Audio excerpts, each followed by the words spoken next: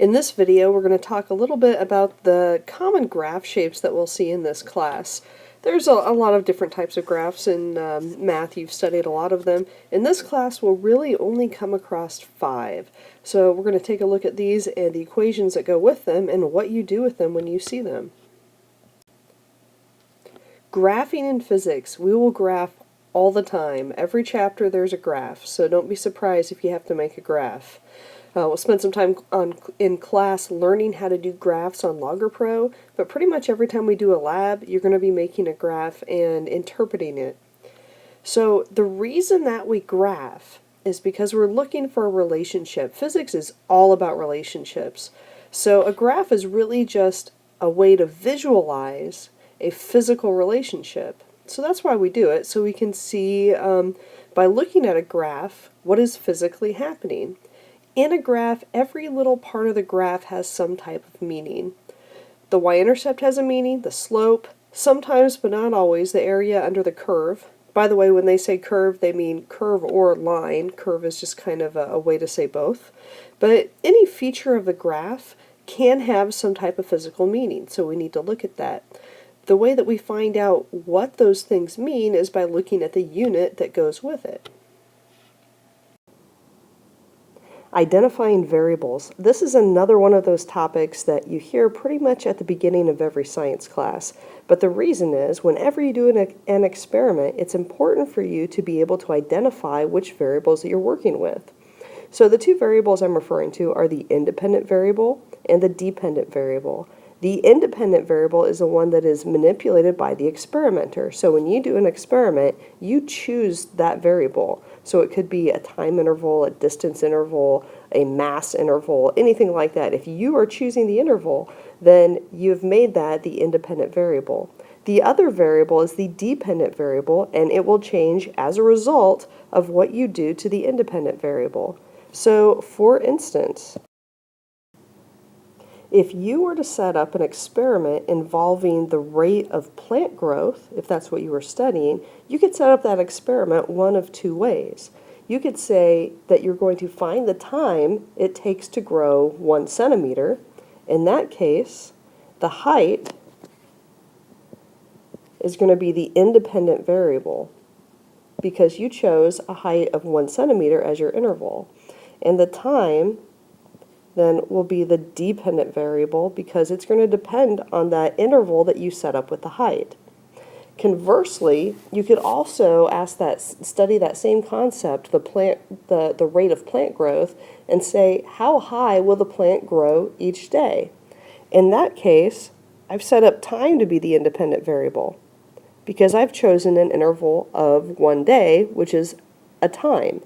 So that makes it the independent variable. My dependent then is going to be my height.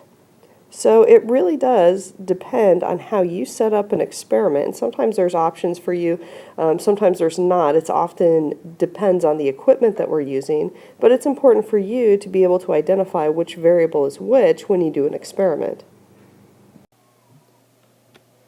In general, when you graph data, you put the independent variable on the x-axis.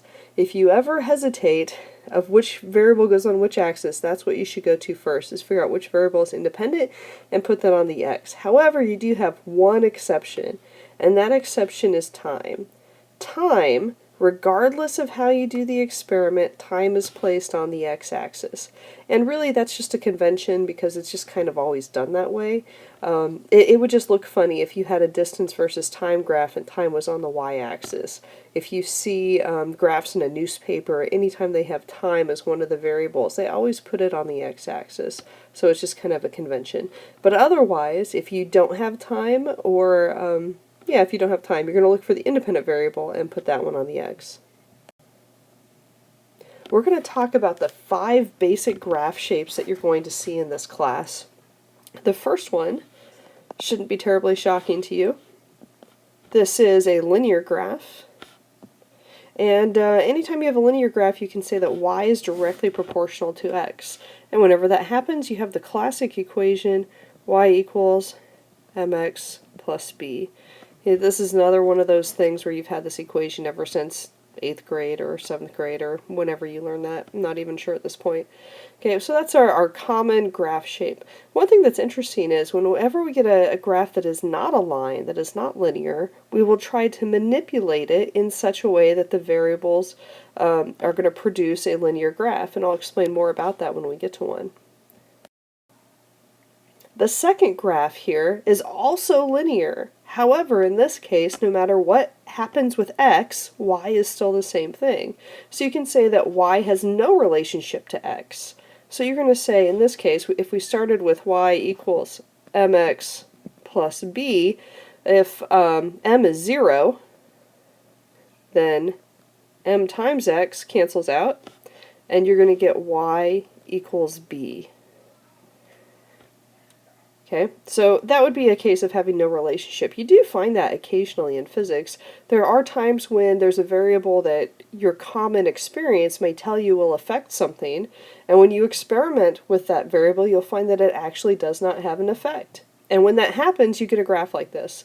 So it might seem silly, why would you graph something with no relationship? You can actually find that from time to time. The third graph shape is called a hyperbola. A hyperbola shows an inverse relationship, so you can say that y is inversely proportional to x. The equation can be written one of two ways. The easiest way is just to write y equals m over x plus b. Sometimes I have students write y equals m times 1 over x plus b. Either way is fine, doesn't really matter there. So that's a hyperbola, inverse relationship. Now the hyperbola is the first graph that we've looked at that actually doesn't turn out to be linear. So that brings us to a topic that is more specific to physics, and you probably haven't seen it as much in math class or what have you. But in physics, we do something specific called linearizing. Whenever you have a graph that is not linear to begin with, we first make an assumption of the relationship based on the shape of the graph. So in case of the hyperbola, we assume it's an inverse relationship. And then we try to prove that our assumption is correct. The way we prove it is that we graph the variables and alter them as though it were a hyperbola, and I'll show that on the next slide here. And if your assumption is correct, graphing the altered variables will give you a straight line. So for a hyperbola, if you graph y and 1 over x, since the equation was y equals mx, right here, y equals m over x plus b, then if you graph those two variables, y and 1 over x, on your graph you're going to find something that turns out to be linear. It is possible that you could graph those two variables and it could turn into a different shape, and that might tell you that there's more to the equation than you initially thought, and that will happen here in physics. So when we linearize, if it turns out to be a straight line, that proves, in this case, that the hyperbola equation was correct for the relationship that we were expecting. The next shape that we're going to look at is called a top-opening parabola. They call it that because if you were to extend that parabola shape up into the second quadrant, it would become kind of a bowl shape like that, so that's why they call it top opening. If we were to look at that relationship, you can say that y is proportional to the square of x. So instead of doing y equals mx plus b, I'm going to do y equals mx squared plus b.